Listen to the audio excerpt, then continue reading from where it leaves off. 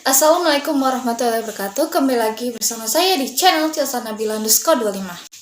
Nah, di video kali ini saya akan membahas mengenai materi-materi yang sudah pernah dibahas di mata kuliah Profesi Kependidikan sebagai pelaksanaan ujian tengah semester. Adapun materi-materi yang akan dibahas yaitu sebagai berikut.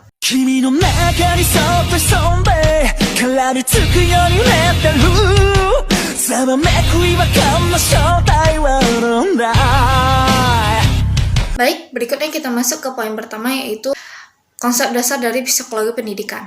Psikologi berasal dari bahasa Yunani yaitu psuche dan logos. Psuche di sini artinya berdarah panas dan logos arti ilmu.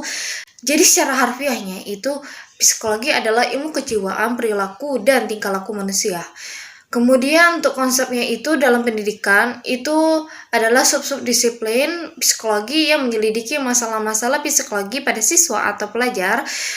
Kemudian dirumuskan menjadi konsep, teori, metode, dan pemecah masalahnya. Kemudian psikologi pendidikan, dia juga menjelaskan karakteristik atau pola pembelajaran berdasarkan usia atau perkembangan kognitifnya. Kemudian yang kedua, untuk kontribusi psikologi pendidikan dalam pembelajaran, nah di sini bermanfaat untuk mengembangkan belajar siswa sesuai dengan lingkungannya.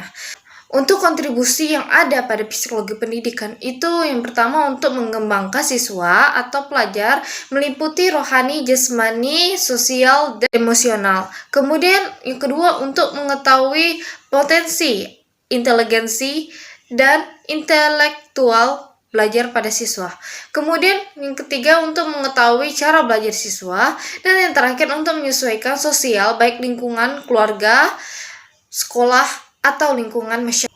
Yang ketiga, konsep dari teori-teori belajar itu yang pertama ada teori behaviorisme, yaitu dimana di sini adalah perubahan tingkah laku akibat dari hasil belajar yang positif yang berinteraksi dari aspek stimulus dan responnya. Teori kognitif itu dimana dia berproses yang kompleks pada proses belajar yang mencakup ingatan, pengelolaan informasi, dan emosi. Teori belajar pemrosesan informasi mengolah suatu informasi dan lebih mementingkan dari proses belajar daripada hasil. Teori belajar Gestalt adalah teori belajar baru yang dimana dia memiliki perspektif komponen yang memiliki hubungan, pola, dan kesamaan dalam suatu kesatuan. Untuk prinsip-prinsip belajar itu berkaitan dengan perhatian atau motivasi, kemudian keaktifan, keterlibatan langsung, pengulangan, tantangan, dan feedback.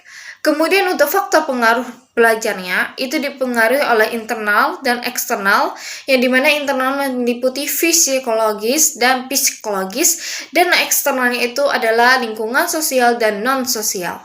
Konsep dari perkembangan peserta didik itu dipengaruhi oleh beberapa faktor. Yang pertama, faktor yang ada pada dalam diri siswa itu sendiri, kemudian faktor yang berasal dari lingkungannya. Kemudian untuk bagian rohaninya, alasan mengapa peserta didik atau siswa wajib mempelajarinya, karena untuk sumber moralnya, kemudian untuk penunjuk kebenaran dalam kehidupan dunia fana, kemudian sebagai penyelesaian dalam masalah metafisika, dan sebagai bimbingan untuk rohani jiwanya baik dalam keadaan suka maupun duka. Kemudian untuk perkembangan kepribadian peserta didik itu adalah aspek jasmani, kemudian aspek kejiwaan, dan aspek kerohanian yang luhur. Kemudian cara untuk mengetahui ciri perkembangan kedewasaan pada peserta didik atau siswa itu pertama dia memiliki kemampuan mengontrol diri untuk tidak envy atau iri hati kepada orang lain. Kemudian kedua, dia menerima fakta bahwa diri dia ada kalanya mengalami kegagalan dan akan bangkit dari kegagalan itu menuju keberhasilan. Kemudian yang ketiga, dia akan menerima pendapat dari orang lain dan berpikir menurut dari sudut pandang orang tersebut.